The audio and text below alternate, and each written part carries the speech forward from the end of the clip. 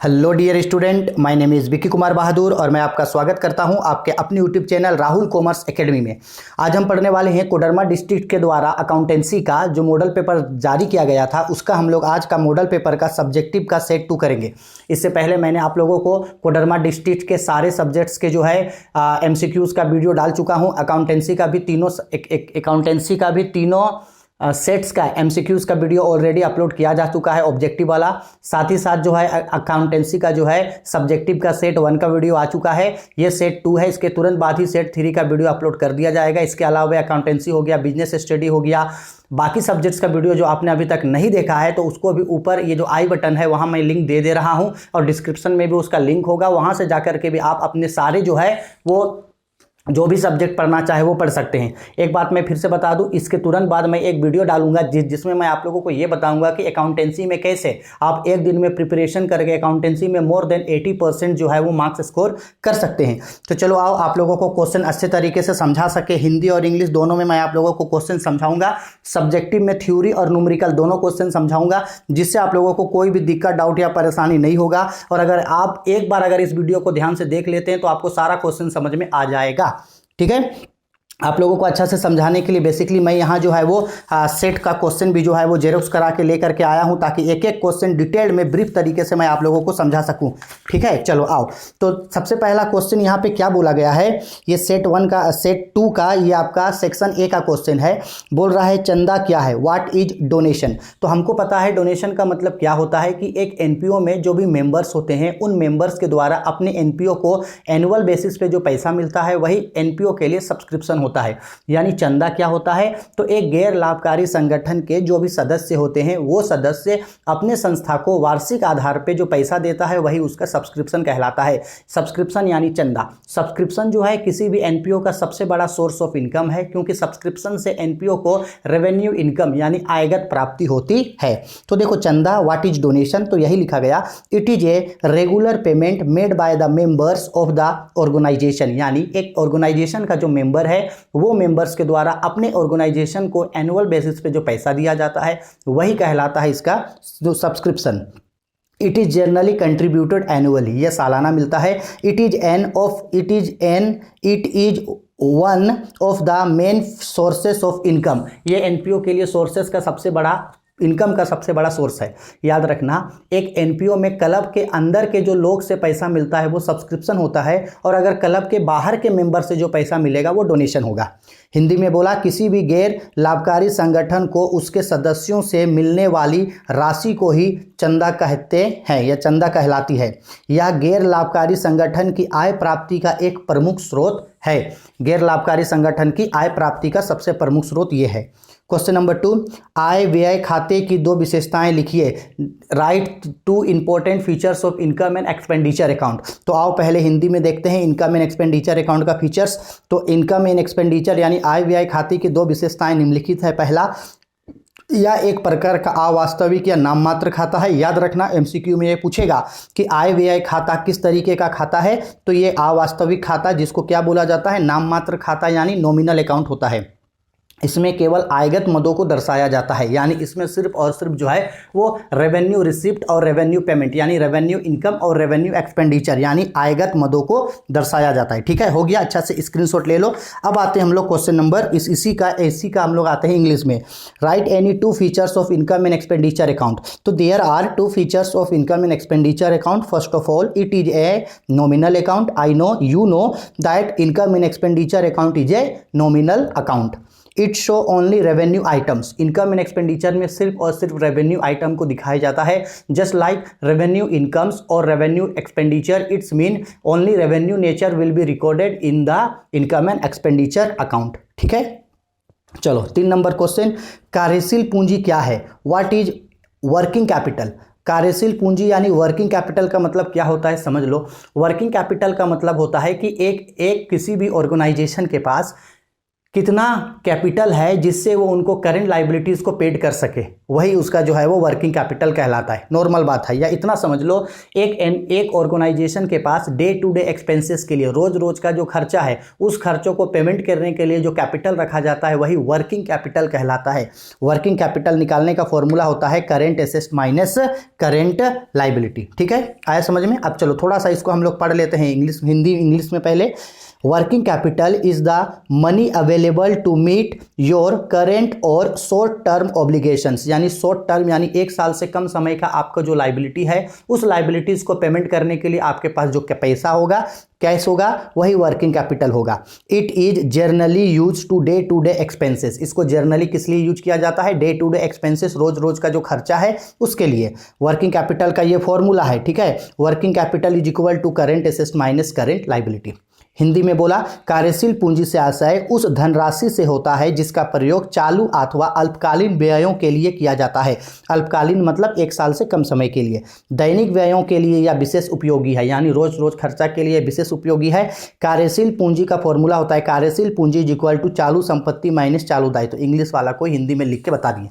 ठीक है, I hope सारा क्वेश्चन समझ में आ गया। अब तक जो भी बताएं 3 का 3 क्वेश्चन डिटेल में समझ में आ गया होगा। ठीक है, चलो अब आते हैं हम लोग क्वेश्चन नंबर 4 पे। देखो बेसिकली क्वेश्चन नंबर 4 पे आपको क्या बोल रहा है? क्वेश्चन नंबर 4 पे बोल रहा है त्याग अनुपात क्या है? What is sacrifice ratio? तो ध्यान से समझना, सेक्रीफाइस रेशियो का मतलब क्या होता है? सेक्रीफाइस रेशियो मतलब होता है the ratio in which the old partner having agree to sacrifice their share in profit in favour of new partner is known as sacrifice ratio. इसका मतलब सिंपल समझ लो कि अगर कोई फार्म का जो पुराना पार्टनर है वो पुराना पार्टनर अपने शेयर में से जो शेयर न्यू पार्टनर को देने को तैयार होता है। सपोज कर लो ए और बी 2 पार्टनर है। ध्यान से समझना, ए और बी 2 पार्टनर है।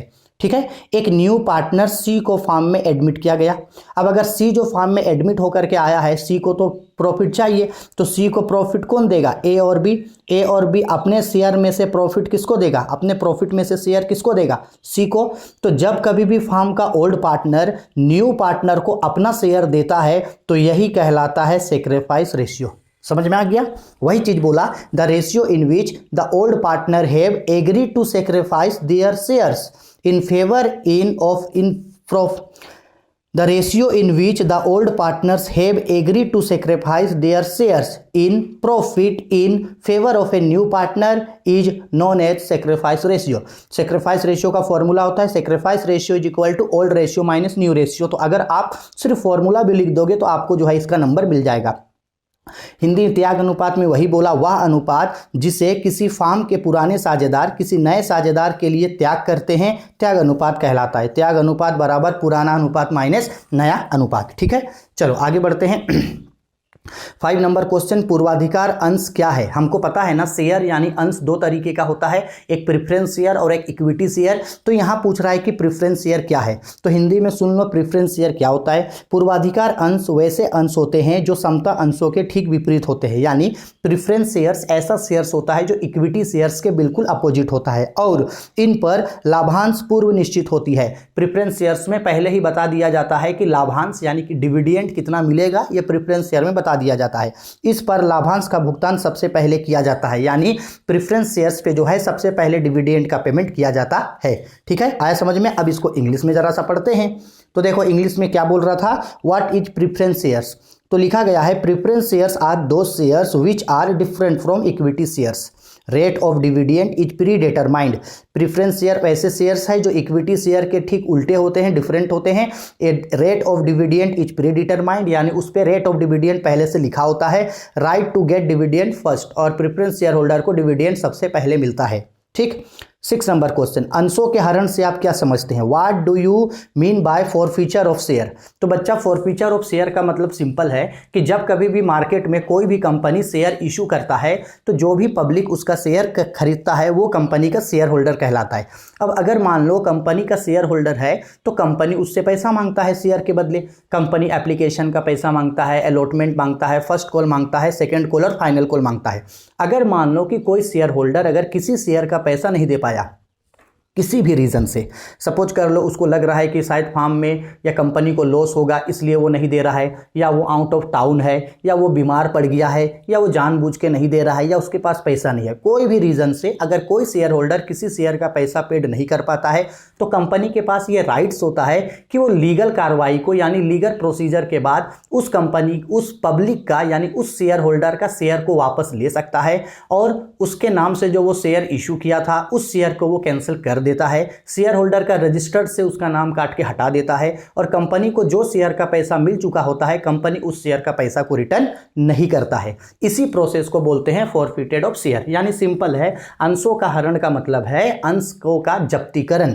फॉरफिटेड ऑफ शेयर का मतलब है कि कंपनी जो है शेयर होल्डर का शेयर को कैंसिल कर देगा और जो पैसा मिल चुका है वो पैसा उसको रिटर्न नहीं करेगा। यही प्रोसेस जो है अंशों का हरण यानी कि फॉरफिटेड ऑफ शेयर कहलाता है। इंग्लिश में देखो क्या बोला, when a share holder fail to pay all the amount due to his shares. अगर कोई शेयर होल्डर अपने शेयर्स का सारा पैसा चुकाने में असमर्थ होता है, then the company has authority to cancel his share. तो कंपनी के पास ये अथॉरिटी होता है, ये अधिकार होता है कि वो उसके शेयर को कैंसिल कर सके। It is called forfeited of share. इसी चीज को फॉरफिटेड ऑफ शेयर कहा जाता है। हिंदी में बोला, जब कोई अंशधारी अपने द्वारा क्रय की गई पूरी अंशों की राशि का भुगतान नहीं कर पाता है तो कंपनी को यह अधिकार होता है कि उसकी अंशों को जब्त कर ले। इसे ही अंशों का हरण कहा जाता है। ठीक है, आया समझ में? चलो 6 हो गया। अब आते हैं क्वेश्चन नंबर 7 पे। अच्छा, स्क्रीनशॉट लेना तो हम बोलने भूल गए, चलो इसका अच्छा से स्क्रीनशॉट लेकर के रख लो। ठीक है, हो गया। चलो आते हैं क्वेश्चन नंबर 7 पे।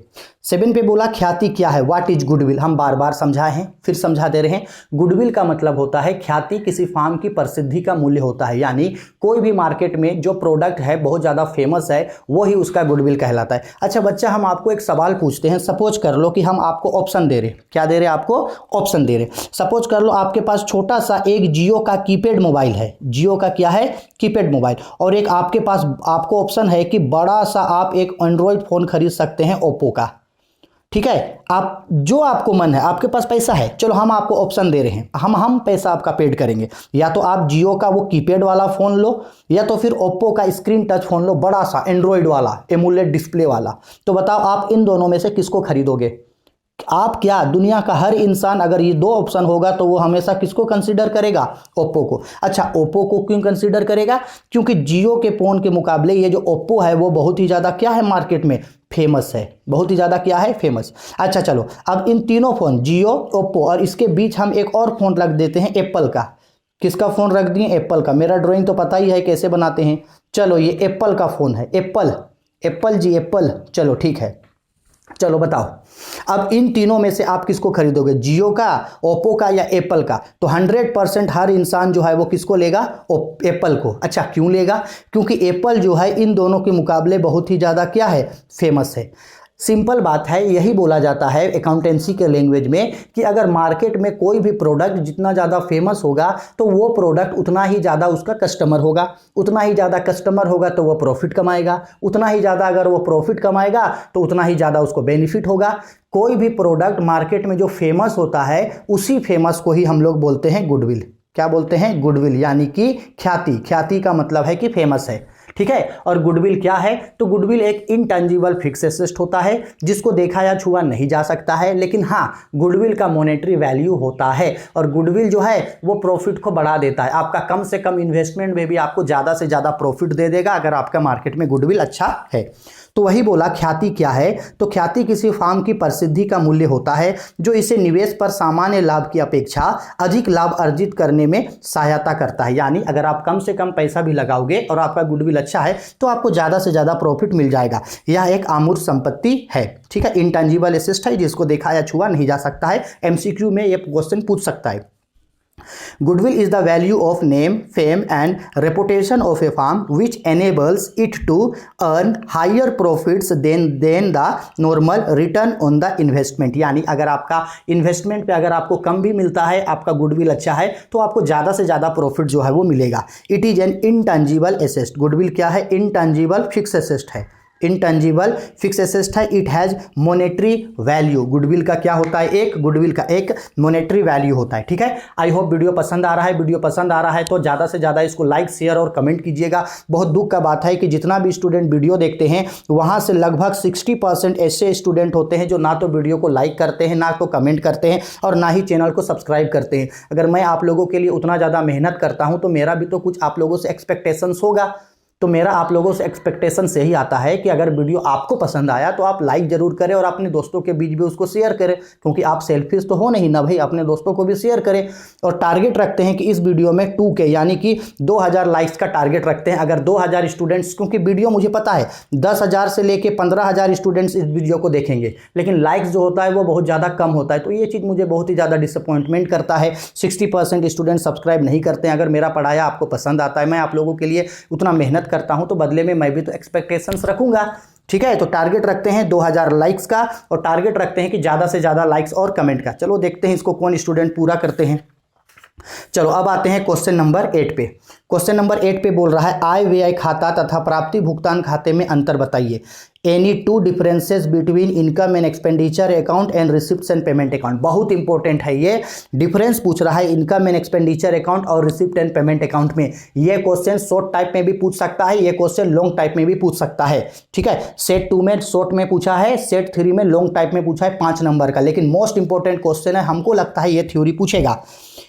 Any two differences between income and expenditure account and receipt and payment account. तो जब कभी भी आपको अंतर बोलेगा तो आप टेबल में एक्सप्लेन करोगे, क्रम संख्या, अंतर का आधार, प्राप्ति एवं भुगतान खाता, आय व्यय खाता, यानी serial number, basis, receipt and payment account, income and expenditure. Hindi English दोनों साथ में बता रहे हैं। पहला प्रकार टाइप्स, तो आपको पता होना चाहिए कि रिसिप्ट एंड पेमेंट अकाउंट जो है वो एक रियल अकाउंट होता है यानी वास्तविक खाता है, जबकि इनकम एंड एक्सपेंडिचर अकाउंट एक नॉमिनल अकाउंट होता है यानी अवास्तविक खाता है। Basis, receipt and payment account जो है वो कैश बुक पर बेस होता है यानी रोकड़ बही पर आधारित होता है। और इनकम एंड एक्सपेंडिचर जो होता है वो प्रॉफिट एंड लॉस अकाउंट यानी लाभ हानि खाते पर आधारित होता है। ठीक है, आया समझ में। चलो 8 हो गया। अब आते हैं क्वेश्चन नंबर 9 पे। क्वेश्चन नंबर 9 ध्यान से देखना। क्वेश्चन नंबर 9 पे, क्वेश्चन नंबर 9 और क्वेश्चन नंबर 19 पे एक ही क्वेश्चन है, इसलिए हम इन दोनों का आंसर साथ साथ बता रहे हैं। 9 नंबर का 19 नंबर का अंश एवं ऋण पत्र में अंतर बताइए। देखो, अगर क्वेश्चन 9 नंबर का पूछेगा, 9 नंबर का पूछेगा यानी 3 मार्क्स का पूछेगा तो 3 अंतर बताना, और 19 नंबर में यही क्वेश्चन ज्यादा पूछा है यानी बड़ा पूछा है, तो इसीलिए हम दोनों का आंसर जो है 60 डिफरेंसेस में बता दे रहे हैं। अंश एवं ऋण पत्र में क्या अंतर है यानी शेयर और डिवेंचर में क्या अंतर है। तो पहले हिंदी में सुनो, फिर उसके बाद इंग्लिश में बताते हैं कि शेयर और डिवेंचर में क्या अंतर है। तो सबसे पहले अंश एवं ऋण पत्र में अंतर, तो क्रम संख्या, आधार, अंश और ऋण पत्र। भाग, आपको पता है कि अंश जो होता है वो पूंजी का भाग है। अंश किसका भाग होता है? पूंजी का। और ऋण पत्र जो होता है वो ऋण का भाग होता है। अंश पूंजी का पार्ट होता है, कैपिटल का पार्ट होता है। ऋण पत्र जो होता है वो ऋण का हिस्सा होता है। स्वामित्व, जो अंश खरीदता है यानी अंश जो होता है वो कंपनी के क्या होते हैं? स्वामी। अंशधारी जो है वो कंपनी का क्या होता है? स्वामी। जबकि जो लोग डिवेंचर खरीदता है वो कंपनी का लेनदार यानी क्रेडिटर्स होता है। शेयर खरीदने वाला, अंश खरीदने वाला अंशधारी स्वामी होता है, और जबकि ऋणपत्रधारी कंपनी का लेनदार होता है। प्रतिफल यानी किसके बदले क्या मिलता है, तो आपको पता है कि अंश यानी शेयर के बदले लाभांश यानी डिविडेंड मिलता है, इसमें लाभांश दिया जाता है। और डिवेंचर में इंटरेस्ट यानी ब्याज, इसमें ब्याज दिया जाता है। प्रकार, आपको पता है अंश 2 प्रकार का होता है यानी कि पूर्वाधिकार अंश और समता अंश, जबकि ऋणपत्र जो है वो अनेक प्रकार के होते हैं, एटलीस्ट जो है 10 प्रकार के जो है ये होते हैं। आधार, प्रबंध का आधार, अंशधारी को प्रबंध का अधिकार होता है, ऋणपत्रधारी को प्रबंध का अधिकार नहीं होता। जोखिम, अंश जो है वो थोड़ा जोखिम भरा होता है, अधिक जोखिम भरा होता है। ऋण पत्र जो होता है वो प्रायः कम जोखिम भरा होता है यानी इसमें रिस्क जो है वो ना के बराबर होता है।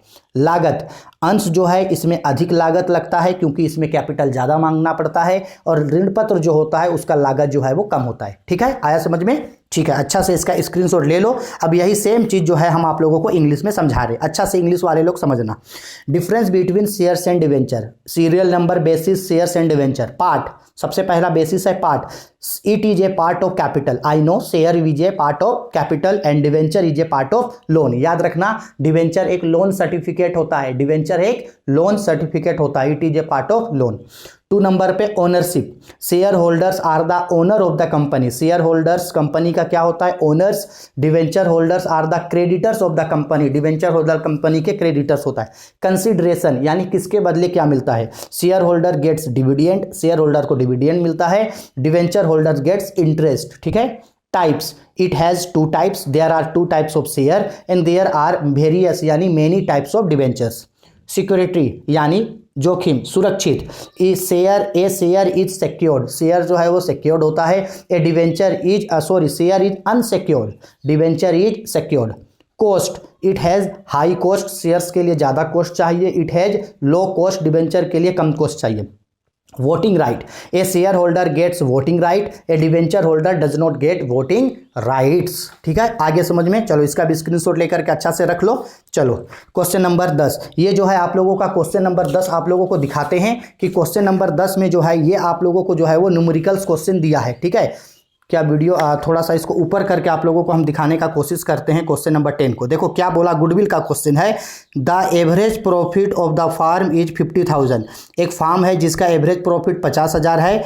Its assets and outside liabilities are 5 lakh and is 2 lakh. यानी कि इसका जो टोटल एसेस्ट है ये 5 लाख का है और जो लाइबिलिटी है वो 2 लाख का है. The normal rate of return is 10%. Normal rate of return 10% है. Find the value of goodwill. It's is the basis of 2 years purchase of super profit. Number of years purchase 2 है. कौन सा प्रॉफिट से आपको गुडविल निकालने बोला? Super profit method से. चलो अब ये जो चीज़ क्वेश्चन में दे रखा इन चीज़ों को अकॉर्डिंग टू क्वेश्चन करके लिखते हैं. तो देखो अकॉर्डिंग टू क्वेश्चन करके लिखे.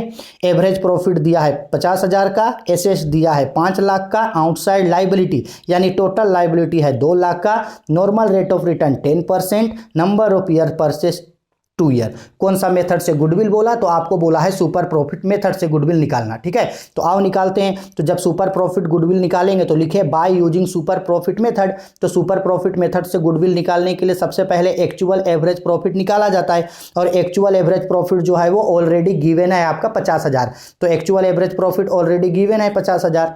फिर देखो सेकंड नंबर पे निकाला जाता है नॉर्मल रेट. तो नॉर्मल प्रॉफिट. तो नॉर्मल प्रॉफिट का फॉर्मूला होता है capital employed into normal rate of return by 100. तो कैपिटल इंप्लॉयड पहले निकालना होगा, इसलिए पहले यहाँ कैपिटल इंप्लॉयड निकाले. कैपिटल इंप्लॉयड मतलब कैपिटल. तो कैपिटल कैसे निकलेगा? Assets minus liability. हम लोग को पता है कैपिटल कैसे निकलेगा? Assets minus liability. तो एसेस्ट कितना है? 5 लाख का. लाइबिलिटी कितना है? 2 लाख का. तो 5 लाख माइनस 2 लाख यानी 3 लाख का क्या हुआ? कैपिटल. अब नॉर्मल प्रॉफिट निकाले तो capital employed into normal rate of return by 100. ठीक है, वेरी सिंपल. तो नॉर्मल प्रॉफिट कितना आया? कैपिटल इंप्लॉयड कितना आया? 3 lakh. 3 lakh into normal rate of return यानी परसेंटेज होता है नॉर्मल रेट ऑफ रिटर्न. कितना परसेंट? 10% divided by 100. अब देखो 1 0 कैंसिल हो जाएगा. 1 0 कैंसिल. तो ये क्या बचता? 30,000. तो 30,000 क्या आया? Super profit. अब निकाला जाता है, ये आया 30,000 आया नॉर्मल प्रॉफिट. अब निकालेंगे सुपर प्रॉफिट. तो super profit is equal to actual average profit minus normal profit. यानी ये जो ए नंबर और ये जो सी नंबर है उसको घटा दो. तो एक्चुअल एवरेज प्रॉफिट 50,000 माइनस करेंगे नॉर्मल प्रॉफिट 30,000. तो ये आया 20,000. 20,000 रुपया क्या आया? Super profit. ठीक है, अब अगर 20,000 सुपर प्रॉफिट आया तो आप गुडविल निकालते हैं. Therefore valuation of goodwill formula होगा super profit into number of years purchase. Super profit 20,000 आया. 20,000 into numbers of years purchase. देखो 2 दिया है, 2 से मल्टीप्लाई किए यानी 40,000. 40,000 आपका आंसर निकल करके आ गया. ठीक है, आया समझ में? बहुत सिंपल है, बस एक बार इसको घर में प्रैक्टिस करना, समझ में आ जाएगा. ठीक है, 10 नंबर हो गया. 10 के बाद आओ आते हैं क्वेश्चन नंबर 11 पे. देखो क्वेश्चन नंबर 11 के लिए आप लोगों को क्वेश्चन दिखाते हैं. सब्सक्रिप्शन वाला क्वेश्चन है. देखो क्या बोला गया. Compute the income from subscription for the year 2022 from the following particular. हमको पता है सब्सक्रिप्शन निकालने, हम सेट 1 में भी आप लोगों को सब्सक्रिप्शन निकालने का जो है वो फॉर्मूला बताए थे कि सब्सक्रिप्शन जो है वो किस तरीके से निकाला जाता है. यहाँ subscription receive during the year बोला है, वर्ष के दौरान कितना सब्सक्रिप्शन मिला? 50,000 का, सब्सक्रिप्शन आउटस्टैंडिंग 2021 का 20,000, सब्सक्रिप्शन आउटस्टैंडिंग इन 2022 का 40,000, सब्सक्रिप्शन रिसीव्ड इन 2013 का हो गया ये 20,000। अब देखो ये दिखने में आपको जितना हार्ड लग रहा है, एक्चुअल में अगर आप इसको बनाओगे ना तो बनाने पे ये जो है वो उतना ही ज़्यादा आपको ईजी लगेगा, यानी बनाने पे ये कुछ नहीं है, एकदम ईजी है। ठीक है, बस थोड़ा सा आपको समझना है, समझते ही आपको सब चीज़ जो है वो समझ में आ जाएगा। देखो subscription receive during the year को ऊपर में लिखेंगे। अब देखो यहाँ 2021 और 2022 है, 2021 है और 2022 है। तो अगर 2021 और 2022 है तो हमको पता है 2021 जो होगा वो ओपनिंग ईयर होगा। क्या होगा? ओपनिंग। और 2022 जो होगा वो आपका क्लोजिंग ईयर या आपका ये करेंट ईयर है। ठीक है, तो subscription receive during the year ये लिखेंगे। इसमें ऐड करते हैं आउटस्टैंडिंग सब्सक्रिप्शन क्लोजिंग यानी 2022 का, तो आउटस्टैंडिंग सब्सक्रिप्शन क्लोजिंग 40,000 को जोड़ेंगे। फिर advance subscription outstanding subscription opening 2022 यानी 20,000 को माइनस करेंगे। ठीक, और ये क्या बोला, एडवांस में ही 2023 का सब्सक्रिप्शन मिल गया, तो भाई 2022 में ना 2023 का सब्सक्रिप्शन मिलेगा, यानी सब्सक्रिप्शन रिसिप्ट इन एडवांस। और हमको पता है ये माइनस होता है, इसको क्या करेंगे? माइनस। यानी 50,000 में 40,000 जोड़ो, 20,000 और 20,000 को घटाओ, आंसर निकल करके आपका आ जाएगा। ठीक है, आया समझ में? चलो इसी को हम क्वेश्चन के थ्रू बताते हैं। ये देखो सब दिया है अकॉर्डिंग टू क्वेश्चन करके, जो एलिमेंट जो पार्ट दिया था सब लिखे। अब चलो इसमें सबसे पहले क्या लिखाता है, सबसे पहले यहाँ पे लिखाता है subscription received during the year. Subscription received during the year कितना रुपया मिला है? 50,000। यहाँ दिखाना 50,000। ठीक है, इसमें हम लोग ऐड करेंगे, किसको ऐड करेंगे? Outstanding subscription closing. हम शॉर्टकट लिख रहे, ठीक है, कौन सा साल का भाई? 2022 का। तो आउटस्टैंडिंग सब्सक्रिप्शन 2022 का कितना है? ये है आपका 40,000, ये 40,000 जुटेगा। फिर इसमें एक और चीज होता है एडवांस सब्सक्रिप्शन ओपनिंग।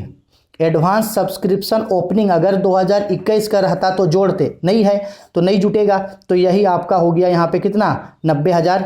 फिर यहाँ से लेस होता है, इन दोनों को जो जोड़े हैं उसका उल्टा घटेगा, तो यहाँ लेस होगा outstanding subscription opening. Outstanding subscription opening 2021 का, तो देखो ना सब्सक्रिप्शन आउटस्टैंडिंग इन 2021 20,000, तो ये 20,000 रुपया यहाँ से क्या होगा? घटेगा। एक और चीज घटेगा, advance subscription closing. Advance subscription closing जो आपको 2023 का मिला है, तो ये 20,000 है, ये 20,000 रुपया घटेगा। ठीक है, तो बताओ जी 90,000 में से टोटल कितना? 90,000 रुपया में से टोटल 20,000 20,000 40,000 घटेगा, तो 90,000 में 40,000 घटेगा तो कितना आएगा? 50,000। यही 50,000 आपका सब्सक्रिप्शन आंसर आ जाएगा। आया समझ में? सिंपल है, एकदम सिंपल है, एकदम सिंपल है। ठीक है, इसको बनाना, एकदम बनाते ही आपको जो है वो समझ में आ जाएगा। ठीक है, चलो 11 हो गया। अब आते हैं क्वेश्चन नंबर 12 पे। ध्यान से देखना, क्वेश्चन नंबर 12 क्या बोल रहा है? 12 नंबर पे बोल रहा है पी क्यू। आओ 12 नंबर थोड़ा दिखाने का कोशिश करते हैं आपको, क्या बोल रहा है 12 नंबर पे? बोल रहा है 12 नंबर पे P Q and R partners in a firm in the ratio of 2:3:5। P Q R एक फार्म में पार्टनर है, किस रेशियो में? 2:3:5।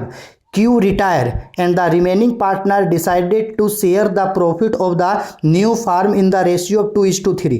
क्यू रिटायर हो गया, क्यू क्या रिटायर करने के बाद पी और आर बचा है, वो दोनों किस रेशियो में बांट रहा है? 2:3।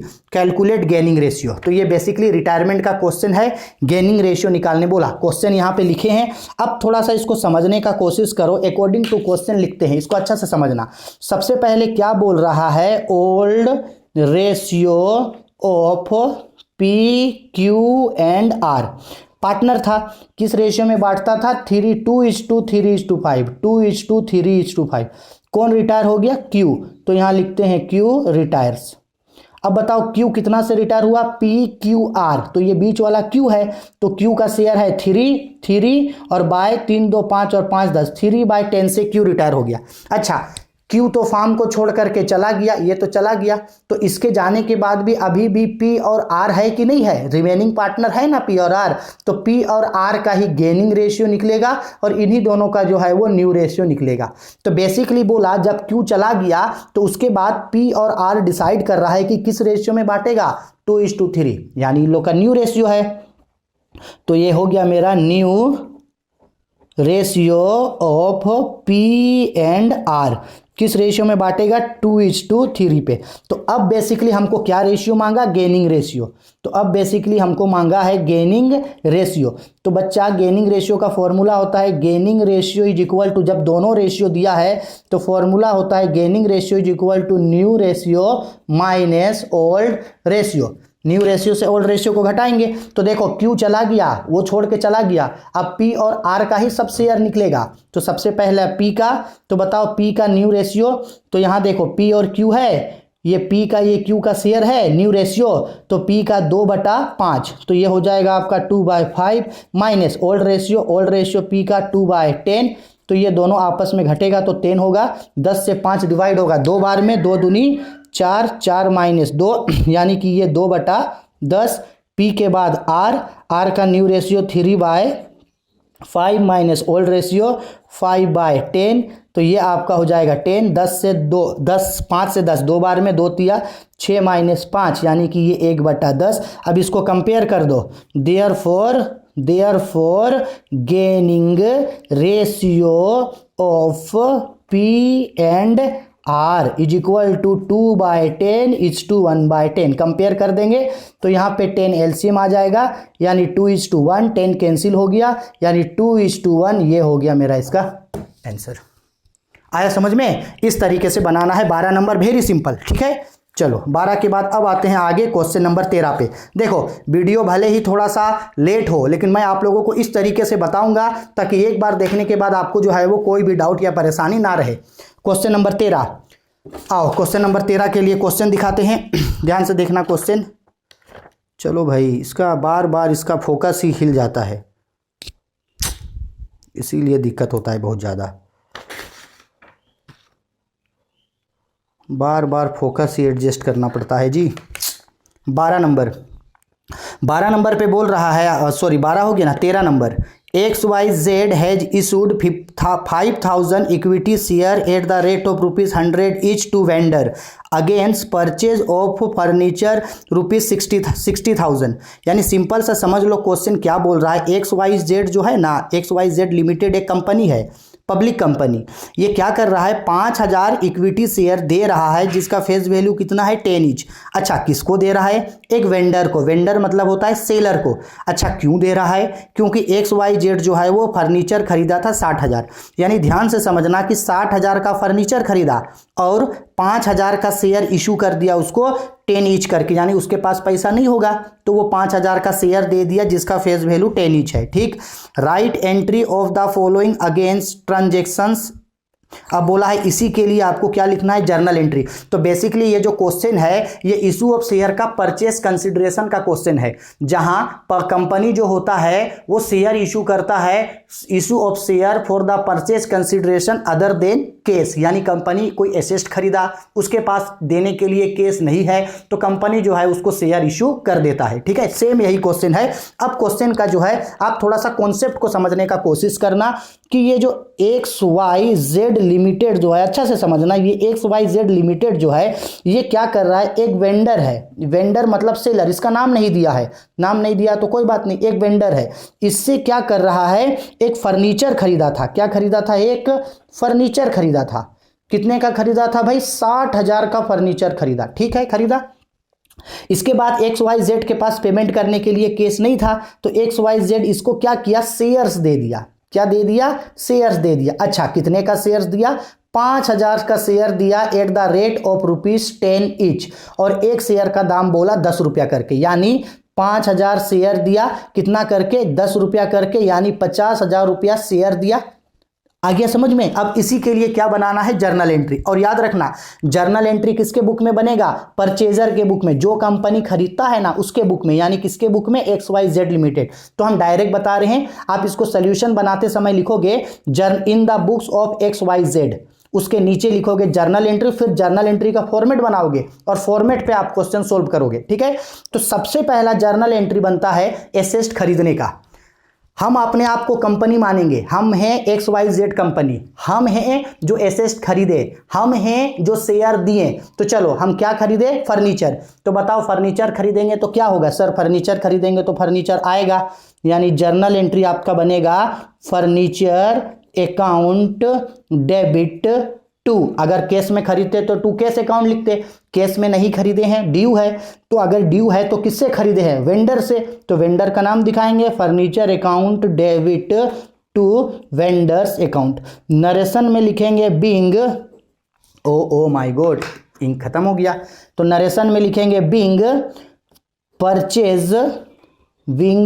Purchased furniture. क्या खरीदे हैं जी हम लोग, फर्नीचर खरीदे हैं। ठीक है सर, खरीदे हैं फर्नीचर, कितने का, 60,000 का, तो डेबिट में भी 60,000 और क्रेडिट में भी 60,000। अच्छा, इसके बाद एक और जर्नल एंट्री बन सकता था कि अगर XYZ इसको कुछ पैसा पेड करता, किसको, वेंडर को, तो उसका जर्नल एंट्री बनाते vendor account debit to bank account, लेकिन पेड नहीं किया है तो पेड करने का एंट्री नहीं बनेगा। अब उसके बदले क्या दे दिया, शेयर, तो शेयर देने का एंट्री। अच्छा, हम XYZ हैं, हम शेयर किसको दिए, वेंडर को, तो जर्नल एंट्री क्या बनेगा, शेयर किसको दिए, वेंडर को, तो वेंडर रिसीवर हुआ, रिसीवर का नाम डेबिट में, तो जर्नल एंट्री इसका क्या बनेगा, जर्नल एंट्री इसका बनेगा vendors account debit to shares capital account. अब इस कॉन्सेप्ट को आप मेरा अच्छे से समझना इसको। बताओ वेंडर को कितना रुपया देना है, वेंडर्स के घर में 60,000 है, वेंडर्स को देना है 60,000, तो वेंडर के यहाँ 60,000। ठीक, शेयर कैपिटल कितना शेयर दिए, 5,000, कितना करके, 10 रुपया करके, तो कितना का शेयर दिए, 50,000 का शेयर दिए, 50,000 का।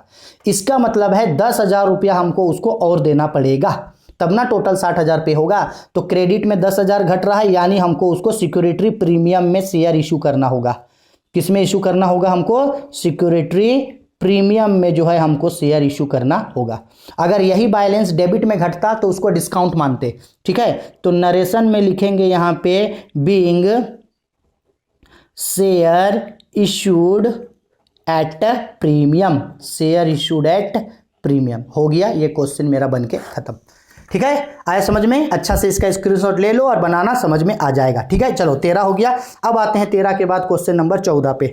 तो बेसिकली 14 पे बोला वित्तीय विवरण के विश्लेषण से आप क्या समझते हैं, इसके लाभ बताइए। What is meant by analysis of financial statement gives it's advantage.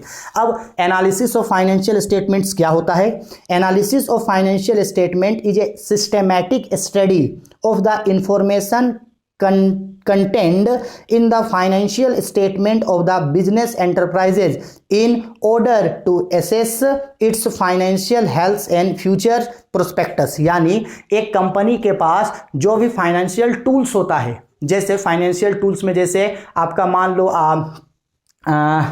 कैसे समझाएं, फाइनेंशियल टूल्स में मान लो आपका comparative statement, common size statement, accounting ratio, cash flow statement, break even point, break analysis. तो एक कंपनी का जितना भी फाइनेंशियल टूल्स होता है, उस फाइनेंशियल टूल्स का एनालिसिस करना, यानी ये जानना कि कंपनी के पास कैश पोजीशन क्या है, उसका रेशियो क्या है, फ्यूचर प्रोस्पेक्टस क्या है, कंपनी को किस तरीके से आगे बढ़ना चाहिए, इन चीज़ों के बारे में एनालिसिस करना ही आपका एनालिसिस ऑफ फाइनेंशियल स्टेटमेंट कहलाता है। यानी जो भी फाइनेंशियल टूल्स होता है, उस फाइनेंशियल टूल्स का एनालिसिस करना ही एनालिसिस ऑफ फाइनेंशियल टूल्स होता है। ठीक है, अब इसका एडवांटेज भी पूछा, एडवांटेज बोलो या इंपॉर्टेंस बोलो, एक ही चीज है, एडवांटेज या importance of analysis of financial statement.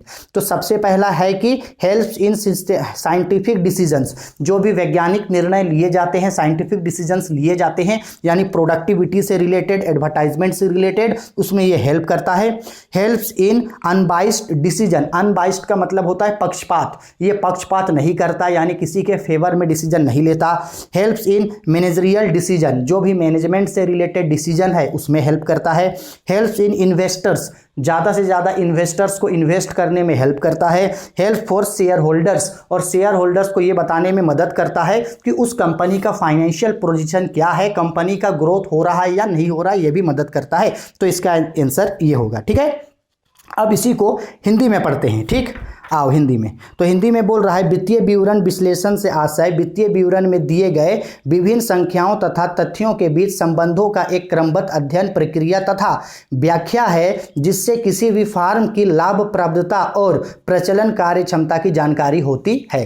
अब वित्तीय विवरण के लाभ, तो सबसे पहला वैज्ञानिक निर्णय में सहायक, पक्षपात रहित निर्णय में सहायक, प्रबंधकीय निर्णय लेने में सहायक, बाहरी पक्षों के लिए उपयोगी, अंशधारियों के लिए विशेष उपयोगी। ठीक है, आया समझ में? स्क्रीनशॉट लेके एक बार पढ़ लेना, आपको समझ में आ जाएगा। ठीक है, चलो अब आते हैं क्वेश्चन नंबर 15। क्वेश्चन नंबर 15 ध्यान से देखना, आप लोगों को समझाने का कोशिश कर रहे हैं। क्या दिया है? ये बेसिकली एनपीओ का क्वेश्चन है। ठीक है, देखो क्या बोला, the following is the asset of cash account of cash transaction of Mahila Vikas समिति।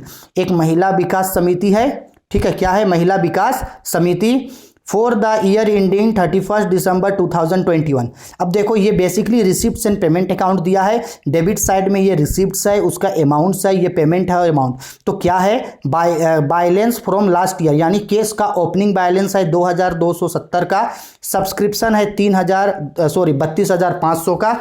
अब इसके बाद आगे का चीज देखो, यहां दिखाने का कोशिश कर रहे हैं।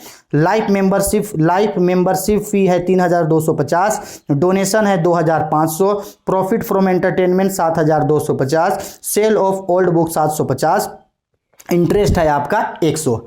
अब देखो इधर क्रेडिट साइड यानी कि पेमेंट्स में क्या दिया है, तो देखो पेमेंट्स में क्या क्या दे रखा है। तो पेमेंट्स में सबसे पहले आपको दे रखा है, ध्यान से देखना, हाँ, पेमेंट्स में सबसे पहले दे रखा है रेंट 6600 का, बाय इलेक्ट्रिक यानी इलेक्ट्रिसिटी 3200 का। इसके बाद और क्या दिया है? एक और रेंट दिया है 730 रुपया का, स्टेशनरी दिया है 1480 रुपया का, और लेक्चरर फी दिया है 1050 रुपया का। ठीक है, तो कुछ कुछ रिसिप्ट्स है जो रेवेन्यू नेचर का है, कुछ कुछ रिसिप्ट है जो कैपिटल नेचर का है, वैसे ही कुछ कुछ पेमेंट है जो रेवेन्यू नेचर का है, कुछ कुछ पेमेंट है जो कैपिटल नेचर का है। हमको बनाने क्या बोला? Prepare an income and expenditure account from the following. ठीक है, इनकम एंड एक्सपेंडिचर अकाउंट बनाएंगे, लेकिन कुछ एडजस्टमेंट भी दिया है। अच्छा, क्या दिया? बोला subscription till to be received ₹750। अभी तक सब्सक्रिप्शन जो है वो मिला नहीं है, कितने का? 750, यानी 750 रुपया आउटस्टैंडिंग सब्सक्रिप्शन है। टिल टू बी रिसीव्ड यानी मिलने वाला है, तो 750 आउटस्टैंडिंग सब्सक्रिप्शन है, तो आउटस्टैंडिंग सब्सक्रिप्शन को तो ऐड करते हैं, करेंगे ऐड इसको। बट सब्सक्रिप्शन इंक्लूडिंग ₹500 फॉर 2022, लेकिन उसमें इंक्लूडिंग सब्सक्रिप्शन कितना है? 500। तो याद रखना, इंक्लूडिंग सब्सक्रिप्शन को माइनस किया जाता है, जो इंक्लूडिंग है उसको माइनस किया जाता है, यानी सब्सक्रिप्शन में 750 जोड़ेंगे और 500 घटाएंगे। ठीक। In the beginning of the year, समिति want building 20,000 and furniture 3,000 and books 2,000। Opening balance में, यानी जब इस फॉर्म को, इस एनपीओ को स्टार्ट किया गया था, तो समिति के पास बिल्डिंग था, ओपनिंग बैलेंस था 20,000 का, फर्नीचर था 3,000 का, और बुक्स था 2,000 का। ये ओपनिंग बैलेंस था। फिर आगे क्या बोला? Provide depreciation on furniture 5%, books 10% and building 5%। Furniture पे डेप्रिसिएशन कट रहा है 5%, बुक्स पे डेप्रिसिएशन कट रहा है, बिल्डिंग पे, बुक्स पे डेप्रिसिएशन 10% और बिल्डिंग पे डेप्रिसिएशन 5% कट रहा है। ठीक है, चलो बनाते हैं। तो ध्यान से समझना, अब हम लोग इसको किस तरह से बनाएंगे, ध्यान से समझना कि जब ये रिसिप्ट एंड पेमेंट अकाउंट से income and expenditure account transfer करेंगे, ये बेसिकली इस तरीके से क्वेश्चन दिया है ना यहाँ पे, ये जो भी रिसिप्ट्स एंड पेमेंट से हम लोग नीचे जो भी इनकम एंड एक्सपेंडिचर अकाउंट बनाएंगे, तो ये जितना भी रिसिप्ट है, इसका जो भी रेवेन्यू रिसिप्ट होगा, कौन सा रिसिप्ट जी? रेवेन्यू रिसिप्ट, ये सारा उसका इनकम बनेगा, यानी इनकम एंड एक्सपेंडिचर अकाउंट के क्रेडिट साइड में भागेगा ये। और जितना भी इसका पेमेंट है, इसमें जो भी रेवेन्यू पेमेंट होगा, कौन सा पेमेंट? रेवेन्यू पेमेंट होगा, ये सब एक्सपेंडिचर साइड, यानी कि ये सब जो है डेबिट साइड भागेगा, जिसमें जो एडजस्टमेंट है उसके साथ वो एडजस्टमेंट पे दिखाएंगे। तो चलो आओ, अब हम लोग आपको बताते हैं, ये आप लोग को समझाने के लिए हम सॉल्यूशन बना के लाए हैं, इसको ध्यान से देखना। तो लिखे हैं in the books of Mahila Vikas Samiti income and expenditure account, date दिए ये फॉर्मेट। तो यहां लिखा गया है एक्सपेंडिचर अमाउंट, इनकम अमाउंट। याद रखना, रिसिप्ट एंड पेमेंट अकाउंट से जब भी इनकम एंड एक्सपेंडिचर अकाउंट बनाते हैं, तो इनकम एंड एक्सपेंडिचर अकाउंट में सिर्फ और सिर्फ रेवेन्यू नेचर को दिखाया जाता है, रेवेन्यू इनकम और रेवेन्यू पेमेंट को, रेवेन्यू इनकम और रेवेन्यू एक्सपेंडिचर।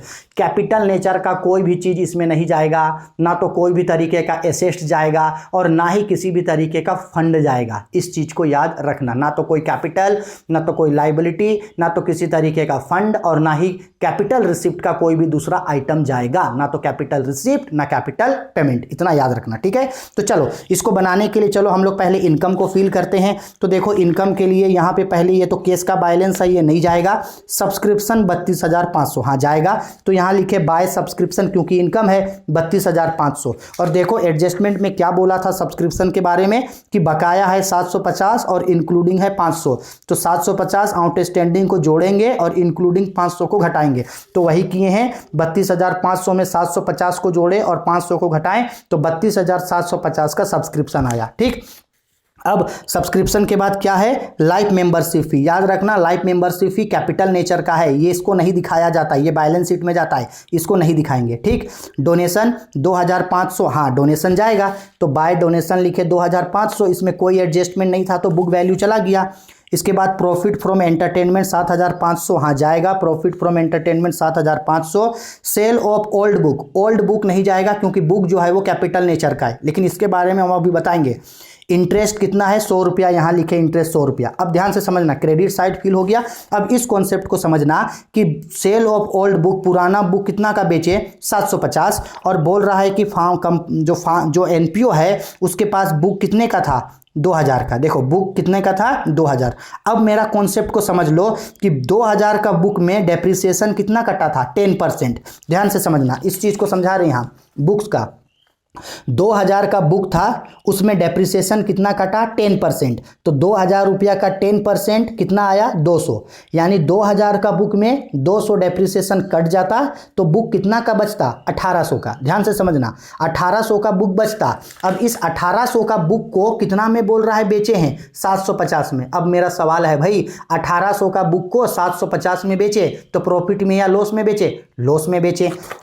1,800 का बुक को 750 में सोल्ड किए तो कितना का लॉस में बेचे हैं 1,150 रुपया का क्या हुआ है लॉस, और लॉस को एक्सपेंडिचर साइड दिखाएंगे। तो इसलिए एक्सपेंडिचर साइड यहाँ दिखाएं तो loss on sale of book, कितना का लॉस हुआ 1,150, तो ये 1,150 यहाँ आया। आ गया समझ में, ठीक है। अब चलो ये समझ में आ गया तो अब सब पेमेंट को दिखाते हैं। तो पेमेंट साइड में क्या था, रेंट 6,600। तो देखो बाय रेंट 6,600 दिखाएं। इसके बाद एक और रेंट क्वेश्चन में गिवन है, देखो 730। ये गलती से दिया है या क्या पता नहीं, लेकिन 2 रेंट है तो दोनों रेंट को एक साथ जोड़ करके दिखा दिए, ठीक है। इसके बाद रेंट के बाद क्या दिया था, इलेक्ट्रिसिटी चार्जेस देखो दिया है 3,200 का, तो इलेक्ट्रिसिटी चार्जेस 3,200 का। इसके बाद क्या क्या दे रखा है, रेंट चला गया। स्टेशनरी 1,480, स्टेशनरी दिखाए हैं देखो 1,480। फिर लेक्चरर फी 1,050, लेक्चरर फी 1,050। अब ध्यान से समझना, यहाँ जो एसेट्स था उस पर डेप्रिसिएशन काटने बोला है ना, तो डेप्रिसिएशन को डेबिट में दिखाया जाता है। तो आओ डेप्रिसिएशन काटेंगे, तो लिखे बाय डेप्रिसिएशन। अब देखो कैसे कैसे काटे, तो बोला है फर्नीचर पे कितना परसेंट 5%। फर्नीचर था कितने का 3,000, तो 3,000 का 5%, तो 3,000 का 5% कितना रुपया 1,500। यहां समझा दे रहे हैं, ये बेसिकली क्या किए हैं 3,000 का 5% काटे फर्नीचर पे 150। फिर बुक्स पे 10%, बुक्स कितने का था आपका, बुक्स था आपका 2,000 का, तो बुक्स है आपका 2,000 का, तो 2,000 रुपया का 10% यानी कितना रुपया 200। फिर बिल्डिंग है तो बिल्डिंग पे बोला 5%, बिल्डिंग कितने का था 20,000, तो 20,000 का 5%, ये बेसिकली 20,000 है, 20,000 का 5% यानी 1,000, तो टोटल डेप्रिसिएशन जोड़ के 1,350 लिख दिए, ठीक है। यानी इस एनपीओ के पास जितना भी रेवेन्यू इनकम था उसको इनकम में दिखाएं, रेवेन्यू एक्सपेंडिचर था एक्सपेंडिचर में दिखाएं। अब जोड़ेंगे तो जब डेबिट और क्रेडिट को जोड़े तो ये पता चल रहा है कि क्रेडिट साइड का बैलेंस जो है वो ज्यादा है। क्रेडिट में 32,750, 2,500, 7,250, 100 टोटल जोड़े तो क्रेडिट में मेरा आ रहा है 42,600, ज़्यादा है तो डेबिट में भी होना चाहिए 42,600। लेकिन जब इस डेबिट का टोटल आइटम को जोड़े, इन सबको जोड़े तो जोड़ करके आ रहा है 16,290। कितना आ रहा है 16,290। इसका मतलब है डेबिट में कितना घट रहा है, डेबिट में घट रहा है आपका 26,310 रुपया घट रहा है डेबिट में, ठीक। अब याद रखना इनकम एंड एक्सपेंडिचर अकाउंट बनाते समय अगर डेबिट घटता है तो वो सरप्लस आता है, तो यहां लिखेंगे हम लोग इसको टू सरप्लस। ये सरप्लस आया 26,130 का, और इसको क्या लिखते हैं ब्रैकेट में, इसको लिखते हैं हम लोग excess of income. Excess of income over expenditure, यानी इनकम जो है वो मेरे एक्सपेंडिचर से ज़्यादा है। आ गया समझ में? इस तरीके से जो है वो क्वेश्चन बन गया। अच्छा से इसका स्क्रीनशॉट ले लो, ठीक है, हो गया। चलो 15 के बाद आते हैं क्वेश्चन नंबर 16 पे। अरे बाप रे, 16 नंबर कैसे छोड़ दिए जी? अच्छा 16 नंबर बाद में बता देंगे, कोई दिक्कत नहीं। 16 के बाद 17 नंबर। 17 पे देखो क्या बोला है, क्वेश्चन दिखाने का कोशिश करते हैं। ये बेसिकली क्वेश्चन है कैश फ्लो स्टेटमेंट का। बहुत सारे स्टूडेंट बार बार कमेंट कर रहे हैं कि सर कैश फ्लो स्टेटमेंट बताइए। तो देखो कैश फ्लो स्टेटमेंट बता रहे हैं, इसको ध्यान से समझना, क्योंकि इन्हीं में से ही जो है वो कोई क्वेश्चन टैली कर सकता है। तो बोला prepare cash flow statement from operating activity. कौन सा एक्टिविटी? ऑपरेटिंग। देखो कैश फ्लो स्टेटमेंट पे या तो ऑपरेटिंग एक्टिविटी देगा या तीनों एक्टिविटी मिला के देगा, लेकिन इन्हीं दोनों में से कोई एक देगा या इसका थ्योरी देगा। लेकिन कैश फ्लो स्टेटमेंट से 5 नंबर का लॉन्ग क्वेश्चन देगा, इट इज 100% श्योर। तो बोला prepare cash flow statement from operating activities with following statement information. ठीक है, चलो ऑपरेटिंग एक्टिविटी से बनाएंगे। तो net profit of current year, profit दिया है 1,25,000, transfer to general reserve 15,000, increase in debtor 20,000, discount on share written up 10,000, increase in stock 12,000, loss on sale of furniture 8,000, profit on sale of investment 5,000। सब चीज दिया। अब इसको जो है वो आपका ऑपरेटिंग एक्टिविटी से बोला। तो आओ देखो ऑपरेटिंग एक्टिविटी से बनाते हैं हम लोग। तो क्या लिखते हैं हम लोग यहाँ पे? हम लोग बेसिकली यहाँ पे क्या लिखेंगे हम लोग यहाँ पे? Cash flow statement from operating activity particular details amount. अब ध्यान से समझना, ऑपरेटिंग एक्टिविटी का एक कंप्लीट फॉर्मेट आप लोगों को बता रहे हैं, ठीक है, ताकि कुछ भी क्वेश्चन पूछे आप उसको बना सके। तो सबसे पहले ऑपरेटिंग एक्टिविटी में लिखा जाता है net profit receive during the year. जो net profit receive during the year आप अगर क्वेश्चन में देख सकते हो तो यहां दिया है 1,25,000 का, ठीक है। तो net profit receive during the year लिखे यहां पे 1,25,000। एड किया जाता है non operating expenses and losses. Non operating expenses and losses में क्या क्या आता है? ट्रांसफर टू जनरल रिजर्व आता है, discount on issue of share, loss on issue of furniture, discount on issue of debenture, preliminary expenses, provision for bad debts. इस तरीके का जो है वो एक्सपेंसेस, डेप्रिसिएशन, ये सब जो होता है वो non operating expenses and losses में आता है। तो इस क्वेश्चन में non operating expenses and losses के लिए क्या क्या दे रखा है? तो non operating expenses and losses के लिए ट्रांसफर टू जनरल रिजर्व दे रखा है, जिसको जोड़ेंगे। Discount on issue of share दे रखा है, जिसको जोड़ेंगे। और loss on sale of furniture दे रखा है, जिसको जोड़ेंगे। इन तीनों को जोड़ेंगे। तो देखो इन तीनों को जोड़ने वाला आइटम को जोड़े, 15,000, 10,000, 8,000, तो जोड़ के आया 33,000। ठीक है। Net profit receive during the year में ऐड करेंगे non operating expenses and losses को। इसके बाद just net operating profit non operating expenses and losses को जोड़े तो जस्ट इसका उल्टा को घटाएंगे, non operating income and gain को घटाएंगे। Non operating income and gain के लिए एक ही चीज दे रखा है, profit and sale of investment, जो घटेगा 5,000 का, तो profit on sale of investment 5,000 को घटाएंगे। ठीक है। तो 1,25,000 में प्लस करेंगे 33,000 और माइनस करेंगे 5,000, तो प्लस माइनस करके टोटल निकल के आया 1,53,000। तो ये जो 1,53,000 आया है ये कहलाएगा operating profit before working capital change, 1,53,000। अब operating profit before working capital change में ऐड किया जाता है decrease in current asset and increase in current liability. Decrease in current asset, increase in current liability, यानी जो जो करंट एसेट डिक्रीज हुआ उसको जोड़ो और जो जो करंट लायबिलिटी इंक्रीज हुआ उसको जोड़ो। तो ऐसा कोई भी करंट एसेट और करंट लायबिलिटी नहीं है जो करंट एसेट जो है डिक्रीज हुआ और करंट लायबिलिटी इंक्रीज हुआ, तो खाली छोड़े। फिर लेस किया जाता है increase in current asset, decrease in current liability. जो करंट एसेट इंक्रीज हुआ उसको जोड़ो और जो करंट लायबिलिटी डिक्रीज हुआ उसको जोड़ो। तो मैं आप लोगों को दिखाने का कोशिश करता हूं। देखो यहां क्या बोला है, increase in debtors. Increase in debtors, debtors current asset होता है, करंट एसेट इंक्रीज हो रहा है तो घटाएंगे।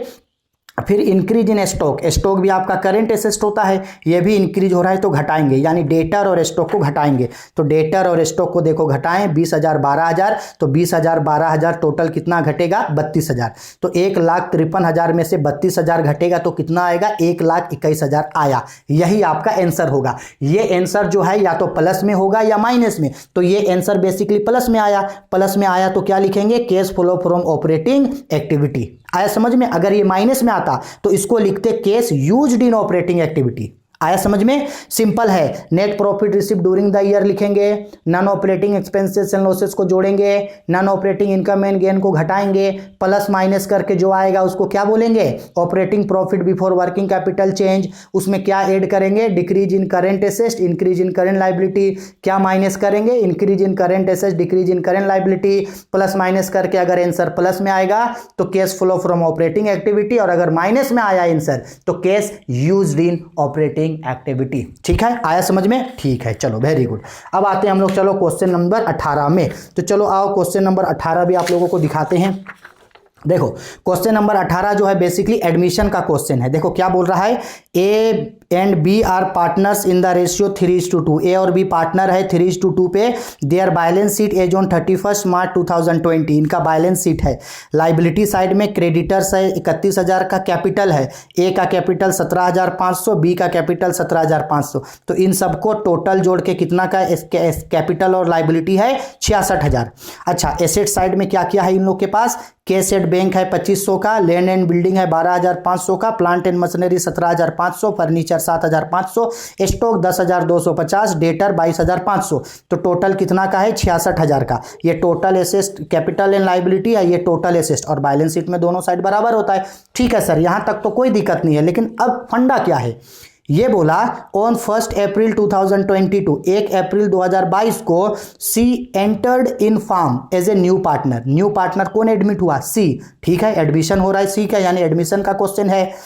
एंड अब हमको पता है सी जो आएगा वो खाली हाथ नहीं आएगा, क्योंकि जब कभी भी न्यू पार्टनर फॉर्म में एडमिट होता है तो कैपिटल और प्रीमियम लेके आता है।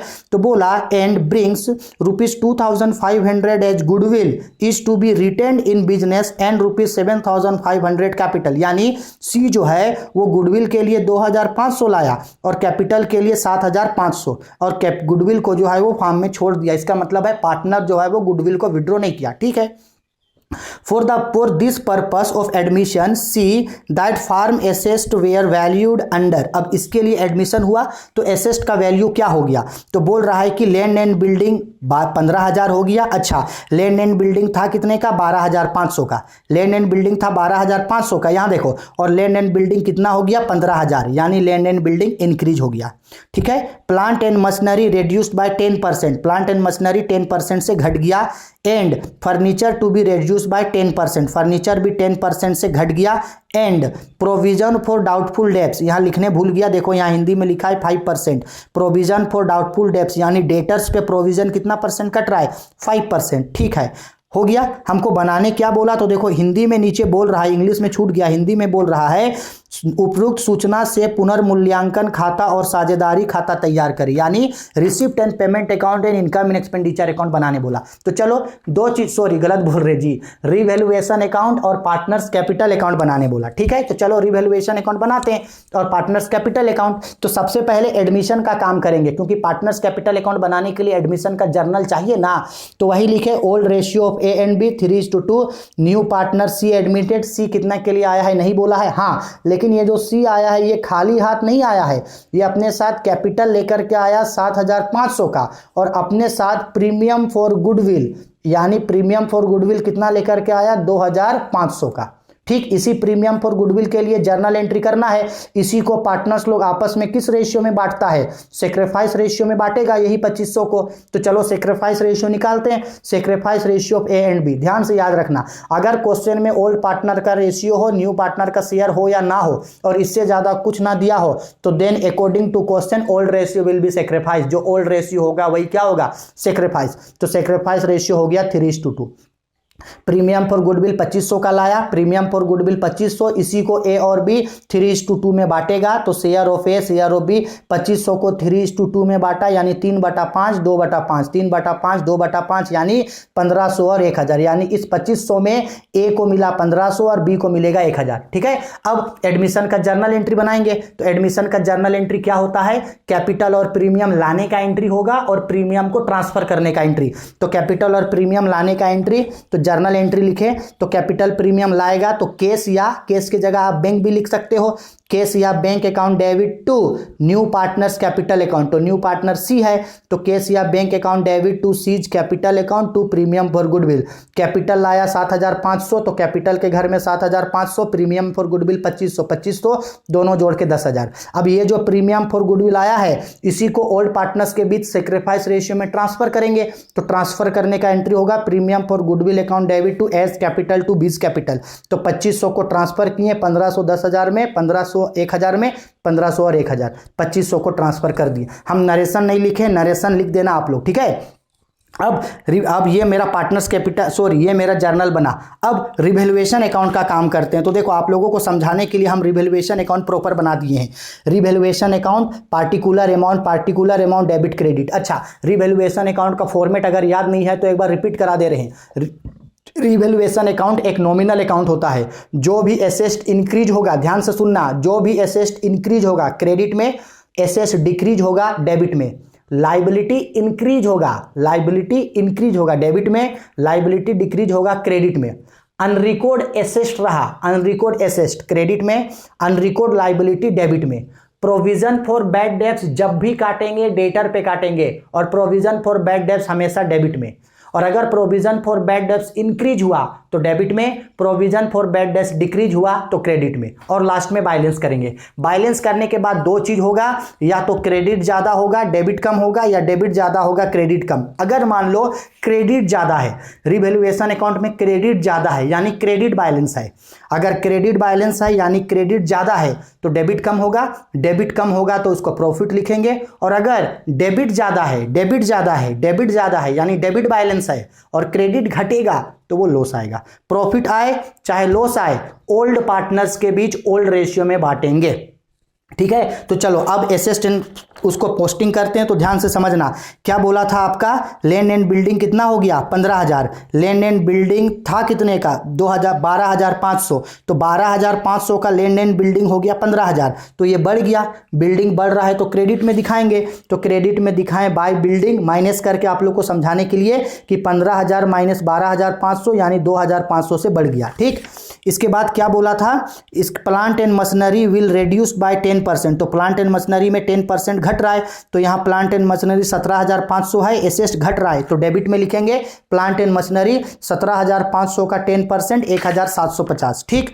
इसके बाद क्या बोला है यहाँ पे, फर्नीचर भी घट रहा है 10% से, फर्नीचर है 750, 7,500 का घट रहा है तो इसको भी हम लोग कहाँ लिखेंगे, डेबिट में। तो यहाँ पे लिखें फर्नीचर 7,500 का 10% 750, ठीक है। इसके बाद फिर क्या बोला था, इसके बाद प्रोविजन फॉर बैड डेब्ट्स 5% कटेगा। तो प्रोविजन फॉर बैड डेब्ट्स हमेशा डेटर पे कटता है, तो प्रोविजन फॉर बैड डेब्ट्स यहाँ पे काटे हैं डेटर्स पे। तो डेटर्स कितने का है 22,500, तो 22,500 का 5% 1,125। एक और चीज क्वेश्चन में इंग्लिश में छूट गया है, हिंदी में देखो क्या बोल रहा है, अंतिम स्टॉक का मूल्य 12,500 है, यानी स्टॉक हो गया 12,500। तो बताओ स्टॉक कितना है 10,250, 10,250 का स्टॉक हो गया 12,500, तो स्टॉक बढ़ रहा है, स्टॉक एसेट होता है, एसेट बढ़ रहा है तो क्रेडिट में लिखेंगे। तो क्रेडिट में लिखें बाय स्टॉक 12,500 माइनस 10,250 यानी कितना से बढ़ा 2,250 से बढ़ा। सारे चीजों को दिखा दिए। अब इसको हम लोग क्या करेंगे, बैलेंस। तो डेबिट और क्रेडिट जोड़े तो ये पता चल रहा है कि क्रेडिट ज्यादा है।